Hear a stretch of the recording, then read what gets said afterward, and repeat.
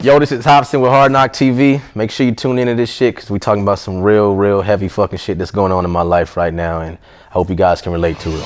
Coming up, nigga said he can't go far. I cut through like a relay go-kart. I give it to you like a B-Day postcard. Killing shit with my nigga DJ Romar. You know you made it when they claim you overrated. Flow was slang, cultivated way back in the golden ages. Now I got homes from here to Copenhagen. Like I heard that you just signed, or you're about to sign to 300. I know throughout your career you've always pushed independent. How does this kind of like fit in with the vision? Earlier stages in my career, I would have been totally against something like this because I was just so anti anything that dealt with any type of record companies or anybody like that. And that was because of my past with Ruthless Records. You know, it didn't end well, and I just kind of had this wall up. Like I'm scared that you guys are gonna screw me over. Now I'm in a place where, you know, Funk Volume has ended. I learned a lot from that situation. I learned how to be the businessman that I need to be to benefit me and the people around me who are working with me so we can build something great in the future. And I'm at a place now where I'm not just a rapper who's just looking for a record deal just to get some money fast and whatever and look cool. Like, I have my own money. And the way I was operating, where I was just like, I'm by myself, I'm doing this all by myself, it's me, fuck everybody else. Like, that worked, but everybody knows, look at where Hopsin's at. Like, I'm still in a good place, but I'm not Drake, you know. I'm not in one of those. Is that the goal? You want to be Drake? No. I'm just, as far as buzz status wise, okay. I'm not Pac. No, but it's just, but you know what I'm talking about, just the status wise. What do you think a label offers an artist in 2017 that an artist can't necessarily do by themselves? Working with 300, what they bring to the table for me is new outlets, you know what I'm saying, for opportunities, from sponsorships to collaborations, producers, whatever it is I need. They have their hand in the industry very heavily, and I also knew who they were just as individuals. When I see these people, the people who work in there. Kevin Lyles, when I first saw him, I'm like, holy shit, this is Kevin Lyles. Like, hi, like it was one of those situations where it's like, damn, this is, and they're fucking with me strongly. So time will tell what happens, but I also place myself in a situation where the contract and the paperwork is good, so that I'm not set up for failure, where if something does go wrong, I'm locked into a fucking horror flick that I can't escape. So you learn from your past experience. I learned so much. Like I said, I approach it from a business perspective, not a rapper perspective, and I'm viewing it as more of a partnership, so we can all grow together and just make something great. What advice would you give to a young artist watching who admires you being independent, who admires like all the hustle of how you kind of created your own brand? This is what I would say to that artist. Don't sign a fucking record deal. Listen to the old Hopsin. Don't do that shit because you're not ready for it. You don't know what the industry is yet. You don't know how dark it is. You're gonna fuck yourself over, and there's other ways you can make it. Don't go looking for someone to take your demo tape to blow you up. The internet is there. The internet is there for you. It is a portal to blow yourself up and make people know you. And it's gonna take some work where you have to do it on your own. You're gonna have to sit there and analyze yourself, analyze your game, analyze the music industry, and do homework. And you have to ask yourself, what can I do to promote myself? How can I make myself stand out? Do I have to change my image? Do I have to change my music? Do I need better beats? But it can work. There are formulas for everybody because so many people are doing it every day, you know? So there's no need for someone to jump straight into a record deal. And you can still tour, and you'll still be able to reap the benefits of people of like touring with other artists, you know, because that's still very possible. And look at Token. Token, he's going on tour with me, and he doesn't have a record deal, and he's doing all this shit on his own, like out of his fucking house. This guy's, I'm mind blown that this guy's doing this shit out of his fucking house and building this type of name for himself. And he has it down more than I had it when I had it down back when I had it down good. and so it's possible. And for people to think like, I can't, I need this and that. You don't wait, learn the game, learn what you're playing in, because you have no idea. If you're just going like, I'm a rapper, I'm good, let me jump in this pool, you're gonna drown. You're gonna drown. And yeah, you have to hope that you're doing business with a guy who's gonna be like, who's gonna really be a genuine person who's not gonna screw you over, but usually that's not the case. And these people who screw you over, they're not necessarily trying to screw you over. They're just businessmen and playing their cards right. And they're gonna go, hey, it was a card game, buddy. You should have played your cards right. That's not my fault that I know business well, and you don't. So wait until you're at a place where you know how to negotiate. Because if you don't know how to negotiate, don't jump into it. If you don't even know what negotiating is, don't jump into it. Back then when I was saying all that stuff, like don't fuck industry, this and that, fuck the whole everything, whatever, my negotiating game was weak. I didn't have the right people around me to help me negotiate. So I had a wall up. But like I said, it's different for me now, but I don't recommend people doing that. There are some cases that are good where, it turns out to be a great thing where someone got a record deal, but learn the game first. Like you really have to, because understand, and some people may look at it like, well, I don't want to be you, Hopsin. You an underground rapper. I want to be like Big Sean or like 2 Chainz or like Drake or one of these other artists, and because they're more mainstream, and I don't want to be like you. And I'm gonna tell you guys, at the end of the fucking day, we're all wired in through the same behind the scenes. All of us are. So everybody is just a phone call away from a manager or whatever. We all know the same people, from fucking ICP to Tech9 to Hopsin to fucking OVO to everybody. We are all in the same music industry. So from the fans' perspective, it's like, oh, but they're not like that. It's the same business, and we can all learn things from each other. We're all doing things. We all have something that we're good at and something that we're not good at that we can all benefit from observing each other. So because some people, I've seen them like hate on me, like I don't want to be like Hopsin, this and that. They don't see the value in it. They go, what is Hopsin? What is a Hopsin? I don't want that. But then, there may be a guy who's buzzing right now who may look like he's richer than Hopsin, who looks like he gets more bitches than Hopsin, who's hitting clubs more than Hopsin, whose song is on the radio more than Hopsin, but he's not as stable as Hopsin as far as like financially and having a solid career and a fan base. But it's a facade. Yeah, it's a super facade, and it's crazy when I see this shit happen where I'm like, yo, that dude was buzzing like crazy in the mainstream world, and now I'm telling you, all these guys who are buzzing, they get spit out into the underground, and they don't even know how to survive in the underground. So then they just lose their career because they don't know what the fuck to do. So learn from everything. Learn from everything. Don't write off the underground world. There's something to learn from everybody, but just learn the game. Learn the game and understand, like I said, behind the scenes, we all know each other. We all have ties, and it's the same game. So yeah, just don't be so quick to jump into a situation. Just learn the fucking game. Do your homework. It takes real homework. The effort that you put into like trying to get good grades in high school or trying to graduate or get some type of degree in college, it takes the same effort to learn this game. And it's a constant journey where things are constantly changing, because there's people who come up to me and they're like, yo, how do you have the internet so figured out? And I'm like, how do you not have it figured out? This is the world that I grew up in, and they're from the older times, so they do things differently, but they also have things that I can learn from as well. And you just have to learn all these things. And it sucks to see artists who just get completely fucked over and just have no idea. They don't even know how to bounce back. They're just like, damn, I'm stuck in this contract. I don't know what to do, and now what? And yeah. I'm dropping all these gems for people to fucking understand. Like the internet is there. That is the record deal. Don't sleep on it. For sure. I tell young artists all the time, the worst thing to do is to be signed to a major label and have no leverage. Yeah, exactly. At the end of the day, it's like you got to create the leverage. The label's not going to create your buzz. It's true. It's like, yeah, you sign a major deal, but if you have no leverage, your album's never coming out. Exactly. And there's going to be 25 artists that are going to come out before you, and then you're going to be stuck because then you can't do anything else. Yeah. But sometimes, like, young artists don't want to hear it. They just want that quick. Yeah, they like, man, I'm trying to be lit, bro. I'm trying to be lit, bro, for the gram, nigga. You trying to hear all that shit? That's how they are.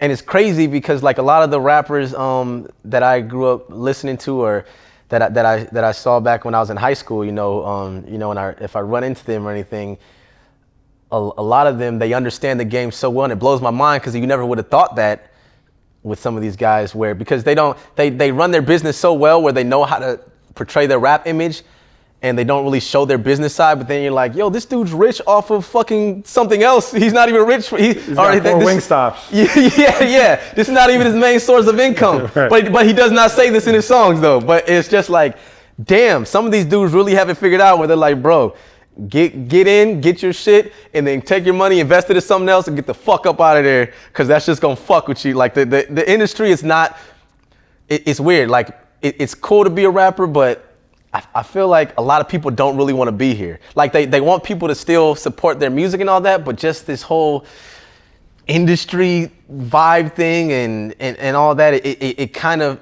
it just seems like a lot of people are like, man, fuck all that media shit, fuck all that. Like, this is my real life going on. I got a wife and kids, and I run these businesses. I invested in the real estate and this and that, and you're like, holy shit.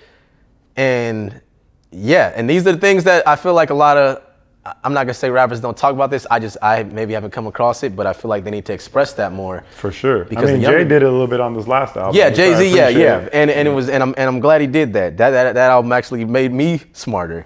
And it's important that these people know that, because they don't. I know how I was when I was 21 years old getting signed to Ruthless Records. This is what I literally thought.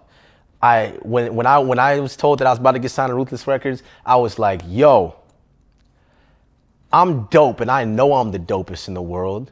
And if I'm getting signed right now when I haven't even fully created everything that I'm gonna create, and I already just got this $100,000 so easily, I'm about to be a billionaire in like 5 years. I'm about to smash it. I'm about to be bigger than Eminem, my nigga. Like, that's what I thought. You couldn't tell me nothing. I was stupid.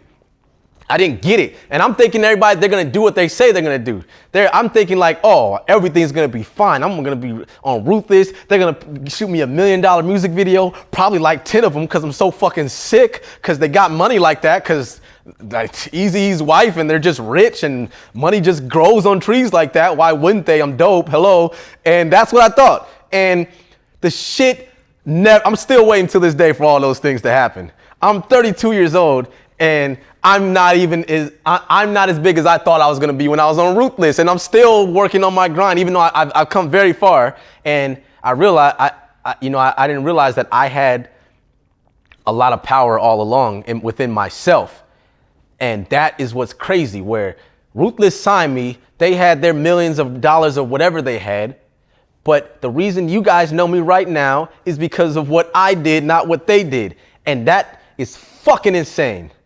I moved into this fucking amazing neighborhood, not because of what Ruthless did and the record deal that I had, but because of what I did after I got out of that situation. And it's just, and people need to fucking understand that, because at the end of the day, outside of the whole music thing, it's a game, and you're gonna be a normal person at the end, and you need to fucking be human, and you're gonna want the human necessities, which is living in a nice, peaceful environment, and raising a family in a nice environment, and having things to explore the world or do whatever it is that you desire. And people just assume that all this stuff is gonna come when they sign this deal, like, oh shit, I'm the next whatever. And nope, it doesn't always work like that.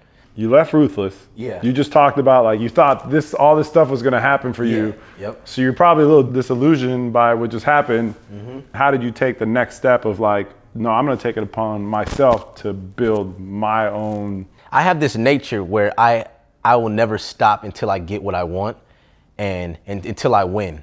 So if I fail, my instinct and my mind it starts analyzing everything around me, like how RoboCop does when he sees somebody. It does that with everything. So when that situation wasn't working, I'm looking at Ruthless going, what can I get out of this? There's nothing. I don't know. Maybe I can talk to them. Okay, MySpace is alive. MySpace is the hottest thing right now. What can I do on MySpace? Fuck. YouTube has just started, but I don't know what the fuck YouTube is. Is it a porn site or is it whatever? I don't know. Damn, like I have to investigate these things, and my mind starts going crazy.